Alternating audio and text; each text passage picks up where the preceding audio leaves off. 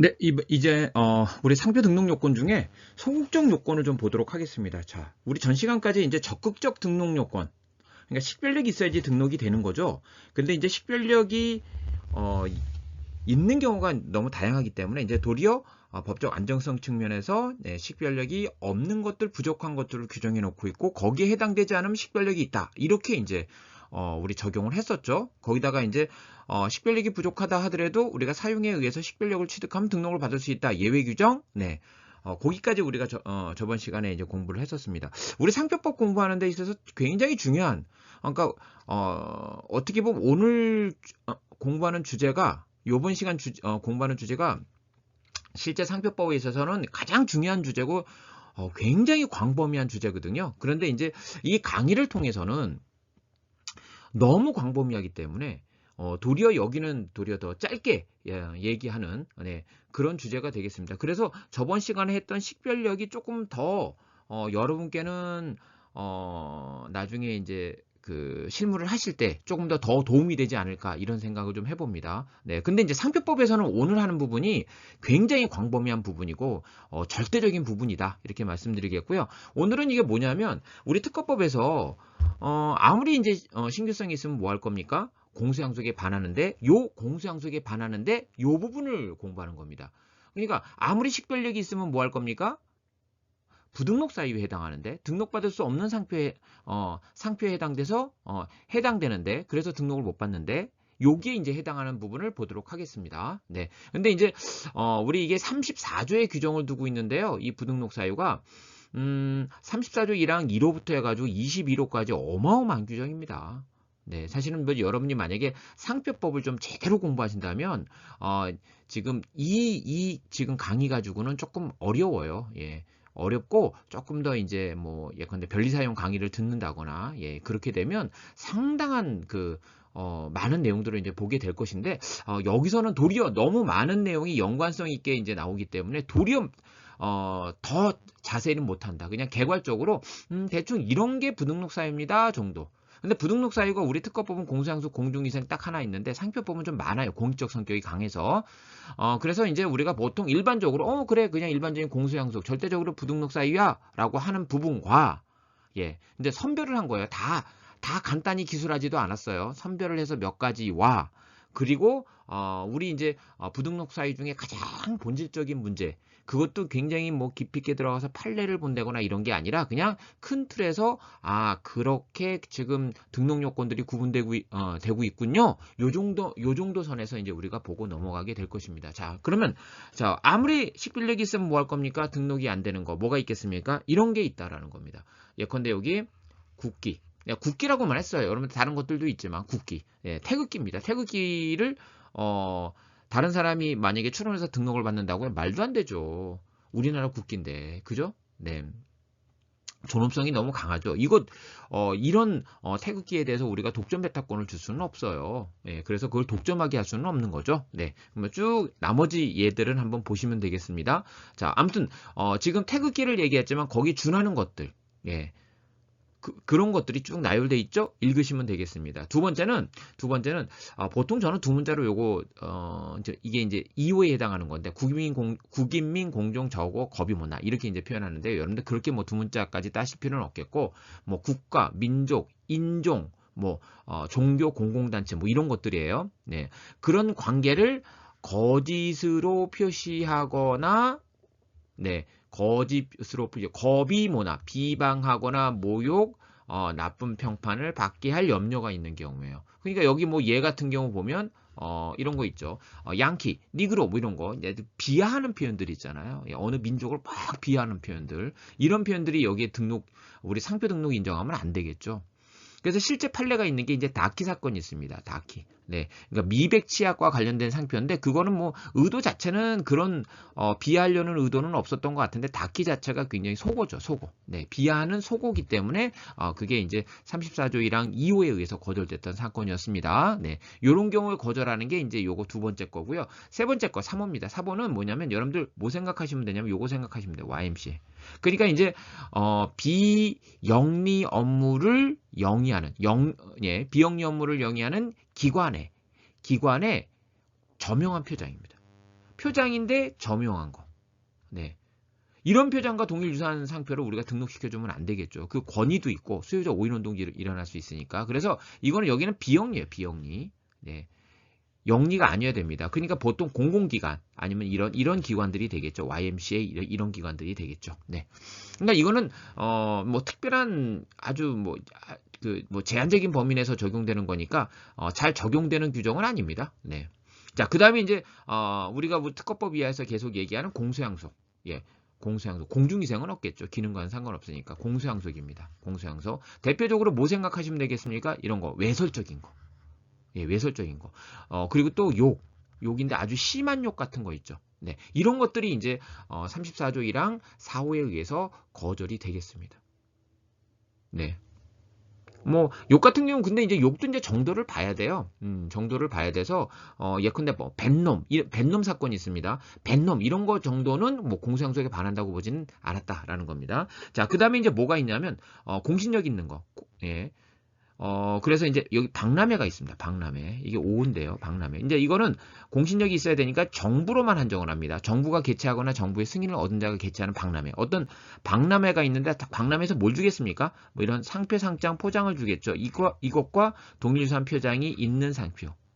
네, 이런 경우 우리는 이제 이 박람회의 권위를 보호하기 위해서 네, 우리는 거절을 시키고 있다라는 겁니다. 네, 그 다음에 이제 저명한 타인입니다. 여러분들 누구 생각하시면 되겠습니까? 뭐 손흥민 선수, 뭐 이런 네, 자 유명한 사람이죠, 유명한 이런 유명한 사람들, 네, 사람들을 지금 현재 이제 살아있는 유명한 사람들의 이름을 갖다가 누군가가 따로 추론하는 거예요. 이런 경우 적용되는 게 바로 이제 요 34조 1항 6호 이렇게 됩니다. 그래서 뭐 여러분들 뭐 소녀시대 뭐 이런 뭐 옛날에 걸그룹이죠. 네. 그럼 뭐 소녀시대만 하더라도 지금 뭐 한 3,000건 정도 출원됐던 것 같아요. 그래서 이게 아무튼 타인인데 타인이 저명했을 때, 예, 그러면 이 타인의 인격적 이익을 보호해줄 필요가 있다. 그래서 그 저명한 타인의 성명 등을 갖다가 포함시켜서 추론하는 경우에 우리는 거절을 시킨다라는 겁니다. 네. 그래서 옛날에 뭐 여기는 뭐 얘가 딴 예지만 아무튼 네, 그럼 어떤 그 소녀시대처럼 유명했던, 네, 제가 이제 이게 적용됐던 판례 하나 얘기하면 2NE1입니다.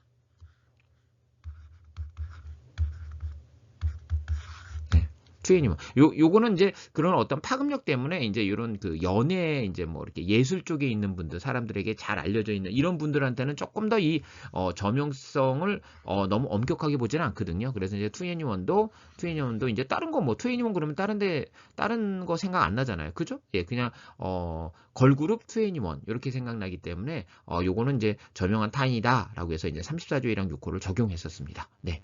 요런 거 만약에 2NE1을 누군가가 이제 추론했거나 아니면 손흥민 이름을 추론했거나 박지성 이름을 추론했거나 뭐 이런 경우 박찬호 이름을 추론했거나 이런 경우에 이제 우리는 6호를 적용해서 거절하는 거다라는 겁니다. 네, 요거는 이제 그 인격적 이익을 보호하기 위한 규정이었습니다. 네, 대충 이런 것들이구나. 네, 보시면 되겠고요. 자, 이제 사실 이 부등록 사이에서 이제 제일 중요한 게 이제 이 부분입니다. 사실 그 밑에도 더 있는데 예, 밑에도 이제 다른 특유의 어떤 그 등록 요건이 있긴 있는데요. 네, 그 특유의 등록 요건 같은 경우는 네, 이제 뺐습니다. 예, 네, 뭐 다 얘기하면 여러분이 좋겠지만, 네, 제한된 시간 내에 이제 우리가 한정된 범위 내에서만 강의를 하는 거고, 우리가 이제 학교에서 강의하는 범위에서 얘기를 못했던 부분만 살짝 더 얘기해 주는 정도지 깊이 있게 들어가는 건 아니니까, 네, 그 내용은 빼고, 자, 요 내용들인데요. 요 내용들의 공통 분모는 요거 하나만 빼고, 네, 나머지는 동일하다. 자, 근데 요걸 먼저 볼게요. 그래서 요거만 좀 다르고 나머지는 큰 틀에서 대동소이하기 때문에 상품의 품질을 오인하게 하거나 이게 이제 부등록 사유인데요. 보충적 규정인데요. 품질 오인 수요자 기만이거든요. 네, 근데 이제 이 품질 오인은 뭐냐면 예컨대 이제 모시메리가 있는데 실제 네이에 대해서 모시메리라고 추론했어요. 실제 근데 모시가 없어요. 예, 그럼 어떻게 돼요? 품질 오인이 일어난다는 거죠. 이럴 때 이제 적용을 합니다. 네. 그런데 사실은 모시가 실제 제품이 모시가 들어가 있다 하더라도 이거는 네이라는 범위가 너무 넓어서, 왜냐면 이제 모시를 100% 함유하고 있는 거, 모시를 0% 함유하고 있는 거, 이런 것들이 다 이 네이 안에 들어가기 때문에 품질 오인이 일어날 수 있다고 보는 거예요. 그래서 보통 요 규정으로 거절 이유가 나는 경우는 그냥 여러분들이 뭐 이런 식으로 이제 생각하시면 되는데 꼭 요거만은 아니다. 네. 그럼 보통 이제 여기서 거절 이유가 나오게 되면 뭐 극복이 어렵지는 않다. 이렇게 말씀드릴 수 있겠습니다. 네. 나머지는 그러면 자,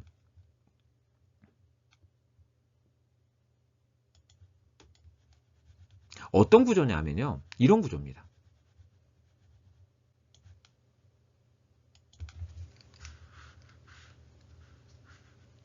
이런 구조입니다. 그래서 여기 인용상표가 있어요.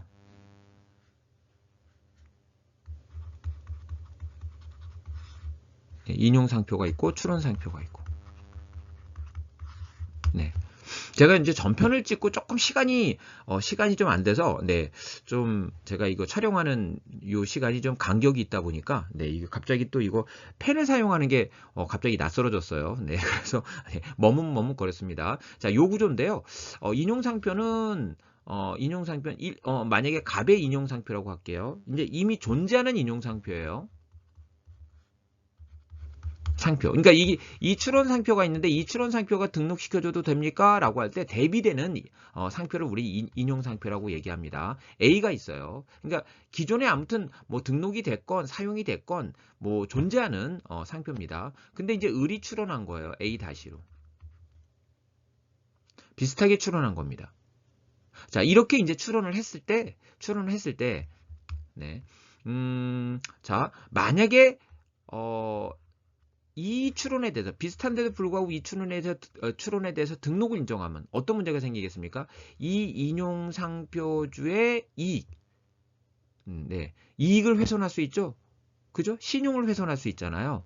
그래서 이 인용 상표주를 보호하기 위해서 요 A와 A- 간에 비슷한데도 불구하고 등록을 인정하면 수요자 오인 운동이 일어나겠죠. 그래서 이런 사익과 인용상표주를 보호하겠다는 사익과 출원상표와 인용상표 간의 수요자 오인운동을 막음으로써 우리는 이제 법목적을 달성하겠다는 공익적 이유. 이 두 가지 이유가 다 병존하는 얘기입니다. 그러니까 이제 출원을 했는데요. 이런 거예요. 출원을 했는데 대비되는 상표가 있어요. 어떤 상표죠? 이미 여기 등록받은 상표예요. 이 A가 이미 등록돼 있는 상표. 또 이미 널리 인식돼 있는 상표. 이것과 동일주사하면 우리는 34조 1항 9호를 적용하는데 요 널리 인식되는 상표를 우리는 지금 해당되는 상표를 우리는 뭐라고 하냐면 널리 인식되어 있는 상표를 우리는 주지 상표다. 이렇게 얘기합니다.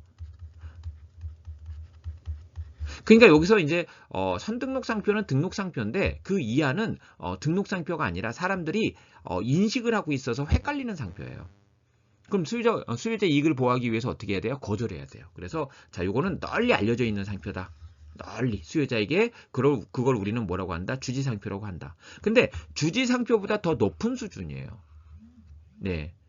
현작 인식되는 상표가 있습니다. 그래서 혼동 우려가 생기는 경우에요. 요런 경우 이거보다 이제 그 주지 상표보다 더 높은 인식도인 경우에 또 적용되는 규정이 있습니다. 요 현작에 인식되는 상표를 우리는 뭐라고 하냐면 요걸 저명 상표라고 얘기합니다. 네. 자, 그리고 또 이제 우리가 여기 이제 수요자 기반 염려가 있잖아요. 수요자 기반 염려도 기본적으로 인용 상표와 추론 상표 간에 혼동이 일어나기 때문에 이제 수요자 기만이 일어나는 건데, 이 수요자 기만할 염려가 있는 상표로 거절되는 경우는 인식도 수준이 여기 주지 전명보다 낮습니다. 그래서 특정인의 상품으로 인식되는 정도면 됩니다. 그러니까 주지보다 낮은 정도다. 이 정도로 이제 기억하십시오. 낮은 정도에도 적용되는 규정이다. 네. 이건 뭐 하나하나 얘기하려면 한도 끝도 없어서. 그 다음에 이제 마지막에 있는 거는 이제 13호인데요. 요즘 많이 중요해지고 있어요. 이게 어떤 경우냐면 이런 경우예요. 만약에 프랑스에 뭐 L라는 상표가 있는데, 네, L라는 상표가 있는데 이 상표가 프랑스에서는 유명한데 우리나라에서는 안 유명해요. 근데 등록도 안 받아놨어. 네. 그랬을 때 이제 누군가가 출원을 하는 거예요. 여기서. 네. 자, 이런 경우에 지금 이 규정이 없으면 어떻게 되냐면 우리나라에서 프랑스에서는 유명할지 몰라도 우리나라에서는 유명하지 않잖아요. 네, 우리나라에서 수요적 오인운동 우려가 생겼을 때 우리가 거절하는 건데 우리나라에서 이제 수요적 오인운동 우려가 없는 거잖아. 이 상황은. 그죠? 네. 그렇다고 해서 등록받은 것도 아니고 우리나라에서 그렇다고 해서 주지 뭐 특정인의 상표품으로 인식되는 정도까지 인식도가 있는 것도 아니고. 예. 그래서 근데 이런 경우에 어떻게 되냐면, 아니, 이 회사가 아직 한국에 시장 진입을 할 필요가 없어서 시장 진입을 안 하고 있는데, 한국에 어떤 사람이 딱 보는 거예요. 이제 외국에 가서 보니까 굉장히 유명한데, 우리나라에서는 유명하지 않더라고요, 보니까. 유명하지 않더라고요. 근데 이제 조만간 딱 보니까, 사업 자체가 이제 한국까지 확장이 될 것 같아요. 그러니까 이제 이 사람이 어떻게 하냐면 이런 꾀를 부리는 거죠. 네. 아, 이거 내가 등록을 받아놓고 이 회사가 한국에 들어올 때 여기에 대해서 이걸 양도해가지고 돈 좀 벌어야겠다. 이런 목적으로. 그러니까 이렇게 국내 시장을 진입하는 걸 막는다거나, 예. 아니면 뭐 대리점 계약, 그러면서 대리점 계약을 강제하기 위한 그 회사의 어떤 약점을 잡기 위한 목적으로 만약에 출원해서 등록을 받았다. 그럴 때 이제 적용되는 규정이 바로 이 규정입니다. 네, 그러니까 이제 인식도는 그러니까 그래서 이제 요걸 거절시키려고 하니까 우리나라를 기준으로 하는 게 아니라 외국을 기준으로 해서 인식도를 판단하겠죠. 그죠? 그래야지 이제 이걸 적용할 수 있겠죠. 그래서 요것만큼은 국내외라는 거고요. 네, 이것도 이제 특정인의 상표로 인식되어 있는 상표인데 지금 이 중에서 가장 인식도가 낮은 게 바로 이제 이 13호입니다. 그리고 이제 상표는 동일유사해야 되는데 상품에 대한 제한은 없고요. 네. 그 다음에 여기 이제 부정한 목적은 있어야 돼요. 부정한 목적으로 사용하는 상표였을 때, 이 부정한 목적이라고 하는 주관적 의사를 판단하는 건 이게 유일합니다. 네, 이런 경우 이제 부정한 목적으로 사용하는 경우에 거절시키는 규정이다라는 겁니다. 아, 그러니까 이제 보통 인용상표, 그러니까 요게 요 인용상표가 상태에 따라 이제 구분하고 있는 거야, 나누고 있는 거야. 네, 그래서 이게 등록받은 상표냐, 주지 상표냐, 전명 상표냐, 아니면 특정인의 상표품으로 인식되는 상표냐, 국내외 특정인의 상표라고 이제 인식되는 상표냐, 이런 식으로 나눠서 적용하는 규정이다. 이게 굉장히 우리 상표법에서 굉장히 중요한 규정이지만, 여러분께는 요 정도만 더 깊이 있게 얘기하는 것들은 이 강의에서는 얘기는 못 하겠고요. 예, 다른 강의에서는 모를까. 여기서는 더 강의를 하는 거는 네, 이거 의미가 없다. 네, 이 강의의 이제 그 목적상. 그래서 이렇게만 마무리하도록 하겠습니다. 제가 아쉬워서 계속 이 얘기를 하는 것 같습니다. 자, 그다음에 이제 간단하게 보면 선출원주의입니다. 두 출원이 경합됐을 때 먼저 출원한 자한테 등록, 나중에 출원한 자를 거절시키는 게 이제 선출원주의죠. 이거는 뭐 계속 우리 산업재산권법을 공부해 왔으니까. 근데 이제 여기서 하나 기억하실 건 뭐냐면 같은 날에 출원한 경우 어떻게 된다? 협의 명령을 해서 협의해서 정한 자가 등록을 받는 거죠. 그죠? 근데 이제 우리 다른 법하고 차이점이 뭐냐면 디자인까지는 선출원주의 만약에 같은 날에 출원했는데 협의 명령을 했는데 협의가 이루어지지 않았어요. 협의가 성립되지 않았어요. 그럼 어떻게 했죠? 모두 거절. 그죠? 네, 둘 다 거절. 근데 우리 상표법은 어떻게 하느냐? 이거는 뭐 창작의 문제도 아니잖아요. 예, 그러니까 만약에 이걸 갖다가 모두 거절시키면 제3자가 도리어 불칙의 손해를 받게 되는 아주 문제가 있는 상황이 되겠죠. 그래서 우리 상표법은 이건 창작의 문제도 아니기 때문에 성립이 되지 않았을 때는 어떻게 하느냐? 제비뽑기합니다. 추첨을 합니다. 자, 그리고 이제 우리는 창작과 상관이 없잖아. 상표는 선택의 문제니까. 그러니까 우리 확대된 선출원 제비 규정 있죠? 요게 없다라는 겁니다. 자, 그 다음에 이제 뭐가 있냐면 상표는 하나의 출처를 나타내는 거기 때문에 우리가 일출원을 할 때 절대 상표는 2개 이상이 안 돼요. 하나만 돼야 돼요. 그죠? 예. 이걸 갖다 2개 이상 인정하면 수의적 오인운동 생기게요. 그러니까 이제 하나의 상표에 대해서 일출원만 인정한다. 그 대신 다류 일출원이다. 그러니까 총 우리가 상표가 45개 류가 있다고 말씀드렸죠. 네. 그중에 이제 34개는 상표. 네, 상품이고요. 11개가 이제 서비스업입니다. 네. 이렇게 돼 있는데 요거에 대한 제한이 없어요. 그러니까 뭐 여기 이 중에서 뭐 이제 이 중에 한 유가 있다 그러면 그 유에서만 뭐 얼마까지 제한합니다. 뭐 이런 몇 개까지 제한합니다. 이런 거 없어요. 예, 돈만 더 내면 돼요. 예, 그러면 우리는 전체를 다 등록받을 수 있다. 그래서 이제 유에 대한 제한이 없다. 네, 유를 이 45가지 유를 다 지정해도 된다. 내가 사용 계획서만 제출할 수 있다면. 네. 다 이제 우리는 요 지정해서 지정해서 출원할 수 있다. 그리고 이제 여기서 일상편지 여부는 견본수를 가지고 실제 붙여 있는 견본이 몇 개냐 요걸 가지고 나눈다는 거고 지정 상품에 대한 제한이 없다라는 겁니다. 네. 자, 그래서 여기까지 이제 부등록 사유와 함께 나머지 이제 등록 요건에 대한 얘기를 마무리했습니다. 네, 다음 시간에 뵙도록 하겠습니다. 감사합니다.